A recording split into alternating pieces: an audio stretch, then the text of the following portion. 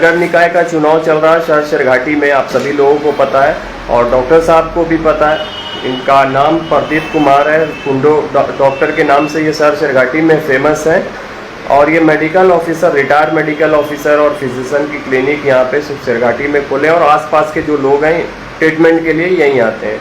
सबसे पहले तो सर शेरघाटी सिटी लाइव पे आपका स्वागत है। और सर शहर शेरघाटी में नगर निकाय चुनाव हो रहा है और आप लोग किस नज़र से इस चुनाव को देख रहे हैं?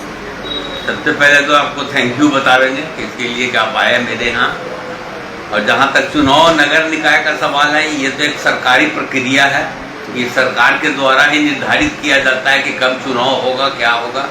लेकिन एज ए पब्लिक या शेरघाटी के जो हम लोग रहने वाले लोग हैं, हम लोग केवल इतना ही चाहेंगे कि चुनाव जो किया जाता है उसका क्या क्या उपलब्धि है ये पब्लिक से भी पूछा जाए आकर के, और ये पता लगाया जाए कि हम लोग का क्या क्या यहाँ पर क्या क्या जरूरत है शेरघाटी के लिए। और अगर उस जरूरत इलेक्शन के बाद कंप्लीट होने के बाद उसका हर साल उसका इवैल्यूएशन किया जाए कि वो जरूरत पूरा हो रहा है कि नहीं, और अगर जरूरत पूरा नहीं हो रहा है तो इसके लिए किसी की जिम्मेवारी फिक्स की गई है कि नहीं।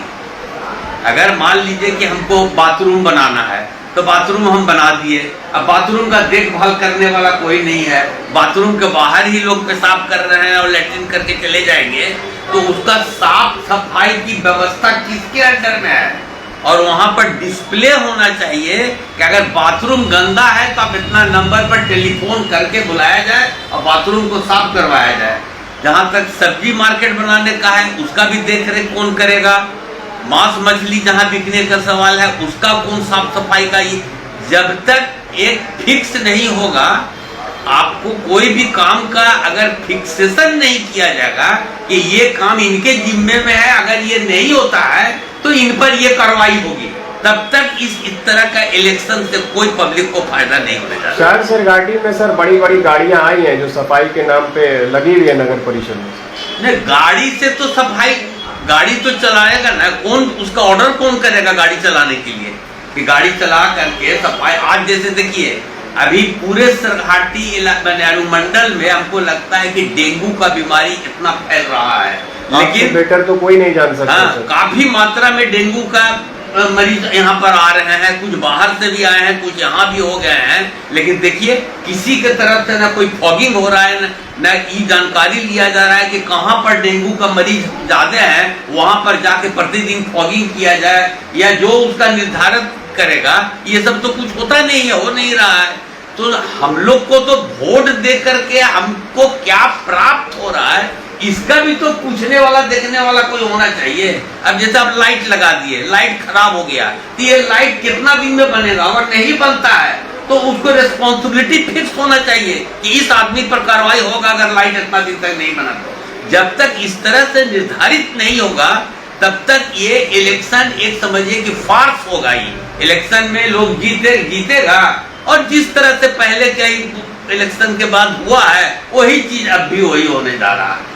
मेरा तो यही कहना है कि इसका जब तक मॉनिटरिंग नहीं होगा, इलेक्शन का जो मॉनिटरिंग, इलेक्शन से जीत करके जो आएंगे उनके काम का मॉनिटरिंग का एक पब्लिक में से बनाया जाए, पब्लिक उसका। आपकी क्या ख्वाहिश है सर? हमारी ख्वाहिश है कि हर जो भी यहाँ का दरकार है, जो भी यहाँ बनेगा उसके लिए एक पब्लिक का टीम बना करके उसका जांच करवाना चाहिए। पब्लिक अगर लिख के देगा कि चीज गलत हुआ है तो उसको रिजेक्ट कर देना चाहिए, उस पर कार्रवाई होनी चाहिए। इस तरह की व्यवस्था जब तक नहीं होगी, इलेक्शन होता रहेगा, लोग वोट देते रहेंगे और हम लोग का मांग कभी पूरा नहीं होने वाला है, ना कोई सुधार दिखने को मिलेगा।